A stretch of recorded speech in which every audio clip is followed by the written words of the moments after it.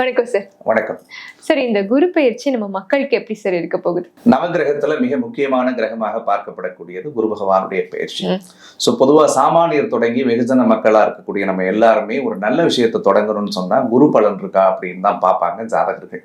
அது கல்யாணம் பண்றதா இருக்கட்டும், காது குத்துறதா இருக்கட்டும், ஒரு வீடு வாங்குறதா இருக்கட்டும், ஒரு பால் காய்ச்சறதா இருக்கட்டும், சுபகாரியம் அப்படின்னு எடுத்துக்கிட்டாலே குருவினுடைய ஆதிக்கம் ஒரு ஜாதகத்துக்கு குரு பலன் தரக்கூடிய இடத்தில் இருந்தால் அவங்க எதை வேணாலும் செய்யலாம் அப்படின்னு நம்ம சொல்லுவோம். சோ அப்படிப்பட்ட நவகிரகத்துல நல்ல கிரகமாக விளங்கக்கூடிய குரு பகவான் கிட்டத்தட்ட ஒரு வீட்டுக்கு ஒரு வருட காலங்கள் இருந்த ஒரு பலன் தருவாரு.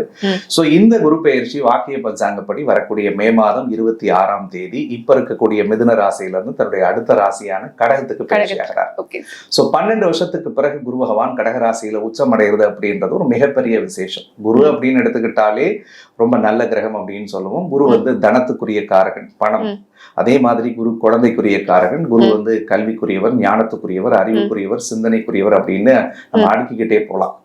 உலகத்துல நல்ல பண்பு எதுன்னு நினைக்கிறோமோ அது எல்லாம் குருவுக்கு பொருந்தும்னு சொல்லணும். சோ அப்படிப்பட்ட குரு பெயர்ச்சியினால 12 ராசிக்காரர்களுக்கும் குருவினுடைய அருள் பூரணமாக இருக்க போகிறது. அதே மாதிரி குரு வரக்கூடிய இடம் மட்டும் இல்லாது குரு பார்க்கக்கூடிய இடங்களும் அற்புதமான பலன்களை ஒவ்வொரு ராசிக்காரர்களுக்கும் தனித்தனியாக கொடுக்கும். ஓகே சார், நம்ம இப்ப மகர ராசினியர்கள் பத்தி பேச போறோம். அவங்களுக்கு இந்த குரு பெயர்ச்சி எப்படி சார் இருக்கு? சூப்பரா இருக்கா?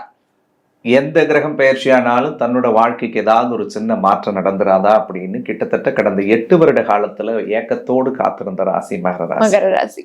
சொல்லி அழறதுக்கு ஆள் இருந்துச்சுன்னா ஒண்ணு கத்தலான்னு தோணு இருக்குங்க. இழக்கிறதுக்கு ஒண்ணு இல்லை சார், நான் பொண்ணை இழந்துட்டேன், பொருள் இழந்துட்டேன், எனக்கு உயிர் மட்டும்தான் சார் மிச்சம் இருக்கு. நம்மளவங்க எல்லாரும் என்னை ஏமாத்திட்டாங்க சார். தாய்க்கு நான் புள்ள கிடையாது, மனைவிக்கு கணவன் கிடையாது, என் கூட பிறந்தவங்களுக்கே நான் அண்ணன் தம்பியா இல்லாம வாழ்ந்துகிட்டு இருக்கிறேன் சார், யாருக்கு இந்த வாழ்க்கை அப்படின்னு ஒரு விரக்தியோட 8 வருஷ வாழ்க்கை என்பது ஏழரை நிறைய அடியை கொடுத்தது மகர ராசிக்கு.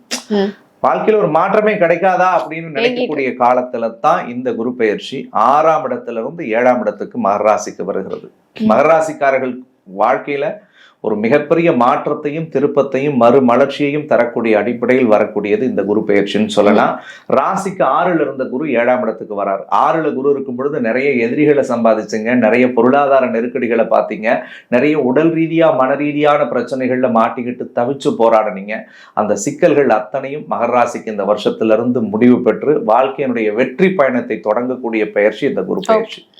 அதுல முக்கியமா ராசியை குரு பார்க்கறது மகர ராசிக்கு உடல் அளவிலும் மனதளவிலும் பெரிய தெம்பு தன்னம்பிக்கையை கொடுக்க போகுது. திறமை இருந்தும் முடங்கி இருந்தாங்க, கண் இருந்தும் குருடு, காது இருந்தும் செவிடு, வாய் இருந்தும் பேச முடியாத நான் தவிச்சுக்கிட்டு இருந்தேன் சார் அப்படின்னு சொன்ன மகர ராசிக்காரர்களுக்கெல்லாம் தன்னுடைய திறமையையும் தன்னுடைய உணர்வையும் மதிச்சு அதுக்குரிய வெற்றியை நாட்டக்கூடிய ஒரு காலம். இதெல்லாம் நம்மளால செய்ய முடியும், இதெல்லாம் நினைச்சிருந்த கூட செய்ய முடியலன்னு வருத்தப்பட்டவங்க எல்லாம் அதை செஞ்சு சாதிக்க போறாங்க.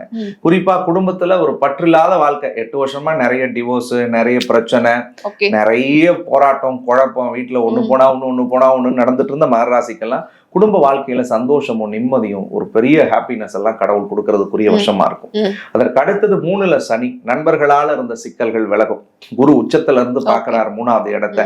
கூட பிறந்தவங்களால இருந்து வந்த கஷ்டங்கள் சரியாகும். உடன் பிறந்தவர்களுக்கு சுபகாரியங்களை செஞ்சு வச்சு பார்க்கக்கூடிய அனுகூலங்கள் ஏற்படும்.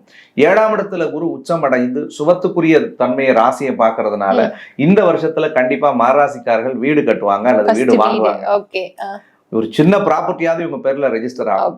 ஒரு தங்கம் குண்டுமணி எடுக்கிறதுக்குரிய வாய்ப்பு இருக்கு. மனசுக்கு பிடிச்ச வாகனத்தை சேர்ப்பார்கள்.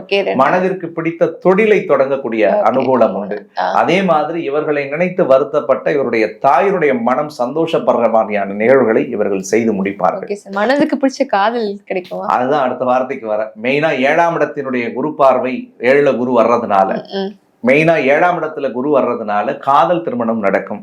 சந்திரனோட வீட்டுல வர்றதுனால காதல் இல்லாதவர்களுக்கு காதல் மலரும்.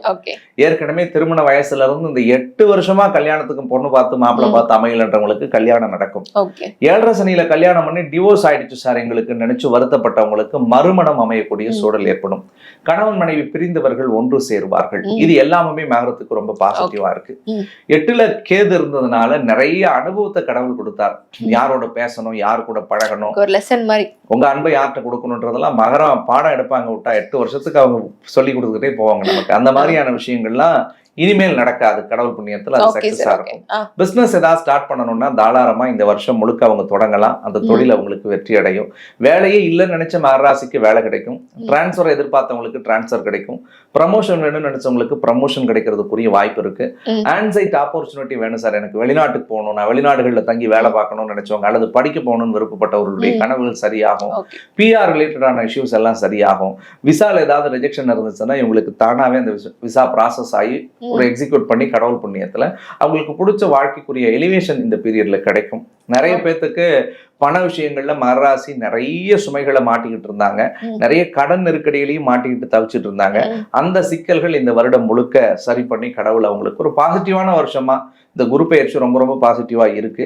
மகராசிக்காரர்கள் எதை தொடங்கணும்னு நினைச்சாலும் அதை மனசார தொடங்குங்க. சத்தியமா உங்களுக்கு வாழ்க்கையில வெற்றி நிச்சயம். Okay sir. இதை தவிர்த்து அவங்க கவனமா இருக்க வேண்டிய விஷயங்கள் ஏதாவது இருக்கா சார்? வார்த்தையில கவனமா இருக்கணும். வாயை மட்டும் மகராசி கண்ட்ரோல் பண்ணணும். ஏன்னா 2ல ராகு இருக்கிறதுனால துடுக்கா பேசிடுவாங்க. என்ன மனசுல வச்சுக்க தெரியாது. சரின்னா சரி, தப்புன்னா தப்புன்னு பேசக்கூடிய குணம் உண்டு. 2வது மகராசிக்காரங்கிட்ட நீங்க சும்மா கொஞ்சமா பாசமா பேசினாலே போதும். உயிரை கொடுத்து இதயத்தை எடுத்துக்கிறீங்களா, எடுத்துன்னு போய் பத்திரமா பார்த்துக்கிறீங்களா கொடுக்குற அளவுக்கான ஆற்றல் படைத்தவர்கள். அப்படி இருந்து ஏமாந்ததெல்லாம் போதும் நண்பர்களே. ஏற்கனவே இந்த 8 வருஷத்துல அடிச்சு துவைச்சு இந்த அன்பு பாசத்துக்காக தான் ஒழிஞ்சு போயிருப்பீங்க. இனிமேலும் தயவு செஞ்சு அப்படி இருக்காதீங்க. உங்களுக்கான வாழ்க்கையை தொடங்குங்க. மகராசிக்கு நான் அன்போடு நம்ம நெக்ஸ்ட் ஜென் வாயிலா சொல்ற ஒரே விஷயம் என்னன்னா, உங்களுக்காக வாழ தொடங்குங்க. அடுத்தவங்களுக்கு வாழ்ந்து நீங்க அழிஞ்சது போதும்.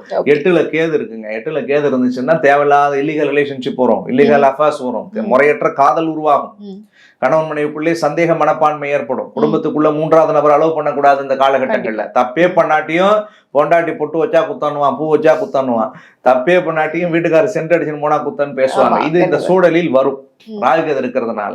இதெல்லாம் கொஞ்சம் கவனமா இருக்கும். Okay sir. எந்த மாதிரி தெய்வங்களை சார் ஃபாலோ பண்ணணும்? மகராசிக்காரர்கள் காவல் தெய்வ வழிபாடு மிகச்சிறந்ததாக இருக்கும். நாகதோஷம் இருக்கிறதுனால ஐயனாரப்பனை கும்பிடலாம், சுடலமாட சாமியை கும்பிடலாம், மதுரை வீரனை கும்பிடலாம், காளமாடனை கும்பிடலாம், எந்த சாமியை வேணாலும் கும்பிடலாம். Okay sir. காவல் தெய்வம் நினைக்கக்கூடிய உக்கர தெய்வத்தினுடைய வழிபாடு அவருடைய வாழ்விற்கு மிகப்பெரிய பலத்தையும் தைரியத்தையும் தன்னம்பிக்கையும் கொடுக்கும். சோ ஒரு அன்பு வேண்டுகோள், நீங்கள் எதை தொடங்கணும்னு நினைக்கிறீங்களோ அதை தாராளமா தொடங்குங்க. மகராசிக்கு அதுக்கெல்லாம் தடையே இல்லை.